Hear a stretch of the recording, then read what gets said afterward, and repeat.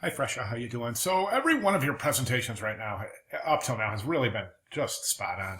Fantastic presentation, phenomenal research, and this iteration certainly doesn't disappoint. I've been reading through this, and I'm just really, really impressed. I mean, you're just, you know what, you're on point here. This is outstanding. Okay, let's talk about what's going on. Let's start with deforestation and your logo. I still think, I know I said this a couple of times. I think. See that little, let me zoom in here so we can see this. You see that leaf right there? Can you get all the leaves to do that? I mean, right now you're getting a little bit, but you really have to zoom in to see it. Then you have that brush stroke down there, that helps. But I mean, it's just not, let me back off and I'll show you what I mean. Let's go, okay, back up, back up. Okay, so look, every one of these looks really super pristine, but this is clearly distressed. Now, I remember explaining the way that I see it conceptually is that the trees are the Earth's lungs, and the Earth's lungs are damaged. Therefore, it would make sense to show somewhat of a distressed tree to go along with the distressed type. So I think I would push that further. Next page. Booth design looks fantastic. Really, really phenomenal stuff. I know that these plants aren't labeled, but I know that they are in your presentation, so that's excellent.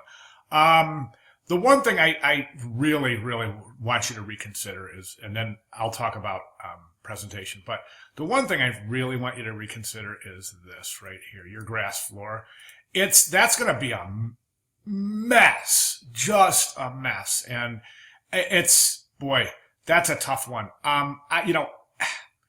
Even that, I wonder if like indoor-outdoor carpeting that looks like AstroTurf, I'm wondering if that comes, I don't know, so I'm asking you maybe to do some research, but I'm wondering if that comes in a sustainable, maybe a recycled sustainable version of that AstroTurf type grass. I think that would be far more suitable than an actual grass floor using sod and dirt. Because that's just going to really be a mess, especially if the trade show booth falls on a day where the weather is not quite, if you're in inclement weather, I think that grass will really get damaged from the salt, etc., on people's shoes that they're going to be tracking in your trade show booth. So that's something I really, really want you to reconsider, is just the floor. Everything else I think is fantastic. I mean, I don't think you need lights.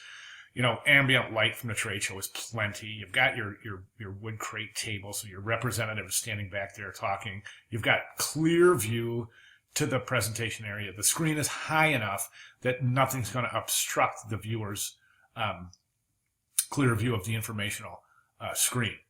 So the booth is set up very pragmatically, and it will work. Please reconsider the grass, though. This is fantastic. Your booth material designs, your collateral and materials lists are just phenomenal. But let's take a look at the collateral. I want to talk about design a little bit. Front is designed beautifully. The back, let's zoom in here because I want to talk about a couple of things. Okay, you have tree facts, but that is so small compared to your subheads. That should actually be a headline. So in terms of hierarchy, it would make sense that would take precedence in terms of scale. And then that's the first thing you want your viewer to see is right now, you flip this over, you look at it, the viewer sees two things. Number one, sees the 80% first. Number two, sees the 121. Why, you ask? Because 80% is the biggest and the lightest or brightest color, so to speak. And the 121 is the largest and the darkest. So that's where the eye's going. This is running us a real close.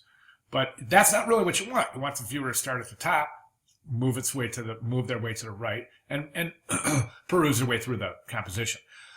So I would increase that size. I would also present these in the same typeface, each one. Presumably, they're all facts that are pertinent in equal ways to the process, to the concept. So let's present these in a way that shows the viewer that each one of these is equal in terms of hierarchy, and not one or another outweighs the effectiveness or the importance of a different one. So we do that, of course, by using the same typeface and the same type and the same point size. I would not present this type in all caps. It's too hard to read. I think your sans serif is wonderful. I do not recommend using all caps. I would use sans serif with traditional typesetting. Other than that, I think this is fantastic. The one thing I think that would make sense is this. Okay, so you have tree effects, then you have this little introduction area, but you don't need these. Trees are being burned, degraded, and logged at an astonishing rate. So get rid of that. Get rid of that rule right there. Move that up and align the top line with the type with this type right here. Okay, then everything else will fall into place. I would not center align that. I would left align, right rag that type. Okay. Next page. This is fantastic. Again, here's your, that's what I'm talking about. You know, keep your type consistent. All right. So here you've got this all cap, but here you've got this type. So stick with that. Keep it consistent. Okay.